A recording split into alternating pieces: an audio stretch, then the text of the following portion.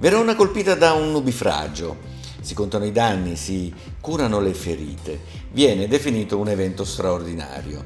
Sicuramente non una pioggia normale, visto i danni che ha provocato, ma non è più da considerare un evento singolo. Ormai il susseguirsi di questo tipo di eventi atmosferici fa molto riflettere e noi ne abbiamo parlato con il candidato presidente alle prossime regionali nel Veneto, Enrico Capelletti.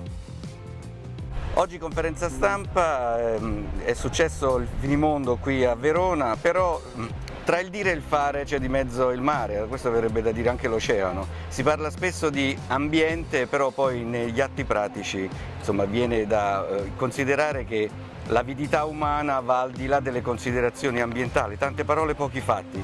Mi viene da pensare, ad esempio, perché costruire il Mose per conseguenza degli scioglimenti dei ghiacciai, l'innalzamento delle acque, e invece provare a non far sciogliere i ghiacciai?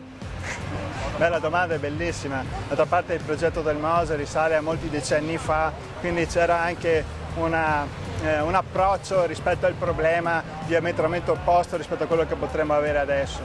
Ora, casi come questo, noi ci troviamo qui a Verona anche per rappresentare la nostra vicinanza e solidarietà ai cittadini di questa città che ieri veramente è stata travolta da questo nubifragio terribile. È sicuramente una cosa straordinaria, ma qui nel Veneto del 2020 questi episodi straordinari stanno diventando la normalità.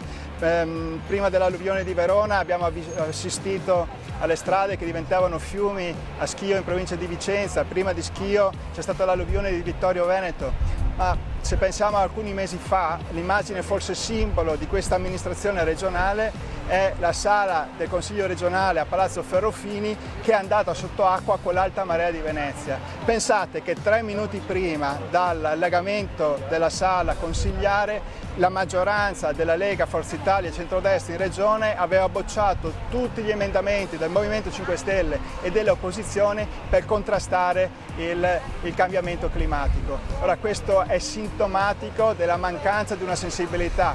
Nel 2017 la Regione Veneto, per accontentare alcune associazioni e comitati, fece una legge ipocrita che si chiama consumo di suolo zero. Nel 2018 e nel 2019 la Regione Veneto è stata maglia nera in Italia per consumo di suolo. Quella legge ha portato come risultato l'esattamente opposto rispetto a quello che era stato dichiarato.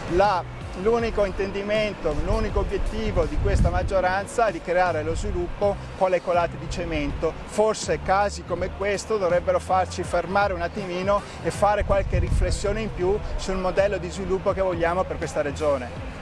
Questo va anche a determinare quelli che sono i concetti di opere pubbliche sì, ma che siano utili e soprattutto che non riservino sprechi che vadano sempre ad alimentare la corruzione.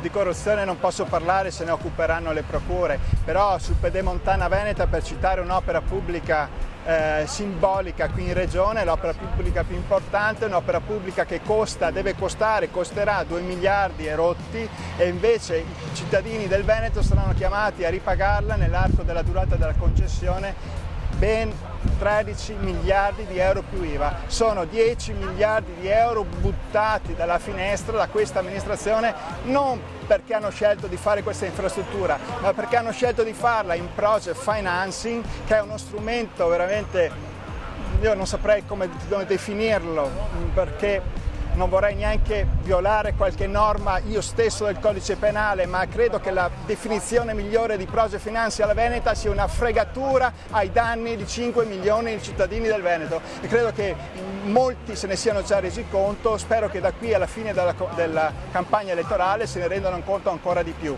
Non ho detto che sia contro la legge, ma ho detto che è una fregatura, perché se un'opera che costa 2 miliardi la pagheremo 13, evidentemente c'è qualcuno che dovrà pagare, e quel qualcuno sono automobilisti e cittadini che dovranno pagare 6 volte in più un'infrastruttura, sottraendo risorse che avrebbero dovuto andare anche alla manutenzione del territorio, anche alla salvaguardia dal punto di vista dell'equilibrio idrogeologico del territorio. E questi errori, che sono errori drammatici, perché 10 miliardi equivalgono alla costruzione che non avverrà mai di 50 grossi ospedali nel nostro territorio, sono errori che pagheremo nel tempo, perché andremo a sottrarre risorse che avremmo potuto e dovuto investire nel territorio.